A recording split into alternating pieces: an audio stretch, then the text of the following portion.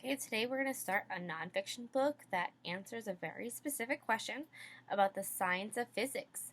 The author has even chosen to list the question as the book's title, which is How Does a Waterfall Become Electricity?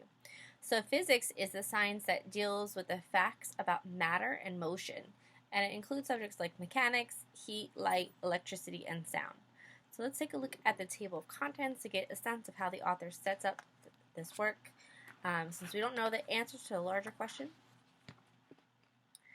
of how waterfall becomes electricity, we can think of each of these titles as parts of that answer. So we can see what is a waterfall, the power of falling water, early uses of water power, the water wheel, building a dam, it's electricity in our homes, who uses water power, famous hydroelectric plants, the Hoover Dam, other types of energy, the benefits of water power, and water power problems. Plus we have a glossary, so I know that we can find definitions back there, find out more, and an index. So words that I might want to see what pages they appear, I can look at the index. Okay, so it says that there are words, and that if they're bold, you can find them, find out what they mean by looking in the glossary. So let's keep track of each subtopic, or it's a short chapter, by turning it into a question and then creating a brief main idea answer. We'll also see that each topic is treated in a 2-page spread with the running text interrupted by pictures and captions. So to be strategic, we're going to examine these illustrations first and then we'll tackle the text. So first we're going to read the first 2 chapters together, and we're going to focus on identifying the information that is new about waterfalls and their power. So let's take a look here. We're starting with pictures. You can see this says Shoshone Falls, United States. Shoshone Falls is along the Snake River in Idaho. And then on this page, you can see that it has Angel Falls, right, Venezuela, a steep drop. Angel Falls in Venezuela is the world's tallest waterfall. It drops 979 meters before finally crashing onto the ground below. Okay, so let's take a look. Chapter 1 is titled, What is a Waterfall? So again, they give us a question, and then we're going to see what the answer is when we read. It has been a long, stormy winter. The mountains are covered in snow. In springtime, the snow begins to melt. One by one, drops of water trickle out of the ice, creating a small stream. As more water feeds the stream, it grows and runs faster, moving downhill. Eventually, the stream runs into a large, swollen river. Soon, it is tumbling and churning, bringing a powerful flow of icy water with it.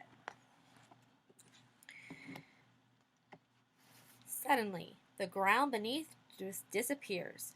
The rapidly flowing river falls freely as a beautiful arching waterfall. The water pounds down on the rocks far below. For many years, people have known about the power of falling water. They have found ways to capture this energy and turn it into electricity, or the power in our homes and factories.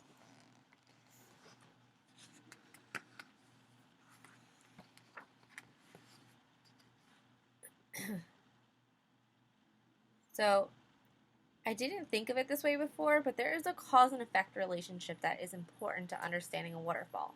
The cause is melting ice at high elevations, warmed by the spring temperatures, and the effect is powerful streams of water flowing down.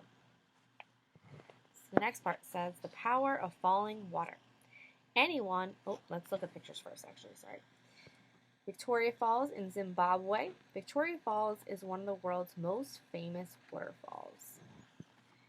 And then we have Yosemite on the next page. Yosemite Falls in the United States. Yosemite Falls drops over 700 meters, 2,300 feet, from the high mountains to the Yosemite Valley floor. Okay, the power of falling water. Anyone who has seen waterfalls up close knows how powerful they can be. Water starts at the top as a gently flowing river, but by the time it reaches the bottom, that same water seems to be an unstoppable force of tumbling and churning white water. The strength or force of the water is caused by gravity. Gravity is a force on Earth that pulls everything down toward Earth's surface. The farther the water falls, the more powerful the force. Where does the energy of the water come from? It comes from the sun. Warm sunlight heats the water in oceans and lakes. This energy causes the water to evaporate or turn into a gas and rise into the air. The energy is released when the water falls back to the earth as rain. The water continues to lose energy as it pours down mountains and over cliffs, falling down to the lowest point it can reach.